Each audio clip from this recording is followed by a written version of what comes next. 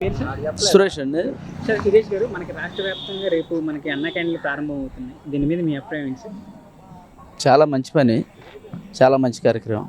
ఎందుకంటే చాలామందికి పనులు తక్కువగా ఉన్న రోజుల్లో ఈ అన్న క్యాంటీన్ తీసేయడం వల్ల చాలామంది రోడ్ల మీద కొనుక్కోవడం, రోడ్ల మీద తిండి లేని పరిస్థితిలో ఉంది.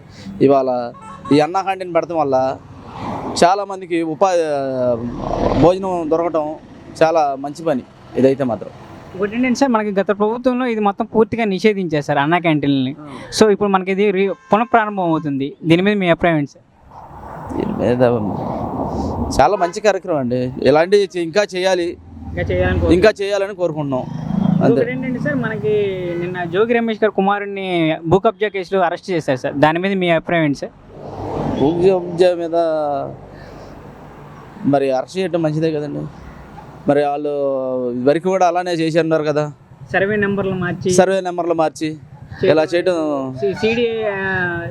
సిఐడిలో ఉన్న భూముల్ని అటాచ్మెంట్ ఉన్న భూముల్ని ఆయన మార్చి చేశారంట. మరి చేస్తే ఊరుకోరు కదా, చట్టం ఊరుకోదు కదా, మరి తప్పేముంది?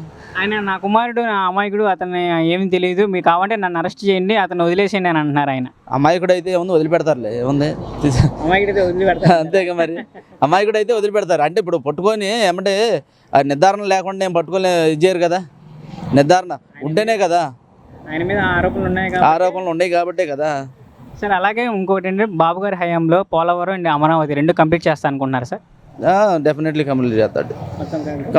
డెఫినెట్లీ చేస్తాడు. ఎందుకంటే ఆల్రెడీ ఎలక్షన్ అయిపోయిన కాడి నుంచి అభివృద్ధి అనేది పరిగెత్తుతూ ఉంది ఆల్రెడీ.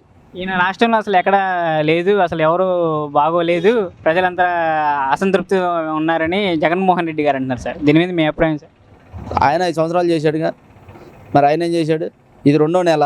2 నెలలకే పరిగెత్తితే ఇంకేముంది? అమెరికా 2 నెలలకే పరిగెత్తితే మన అమెరికా దాటిపోద్ది. తిక్కల మాటలు మాట్లాడుతూ ఉంటారు వాళ్ళు.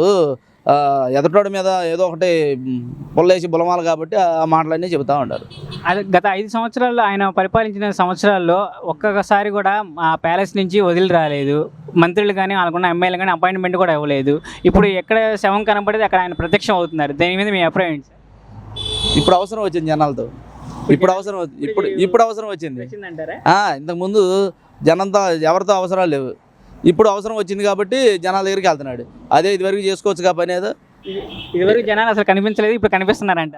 అసలు జనాల సంగతి ఎందుకండి, వాళ్ళ పక్కనున్న ఎమ్మెల్యేలకే పర్మిషన్ లేకపోతే వాళ్ళే చూడలేకపోయారు.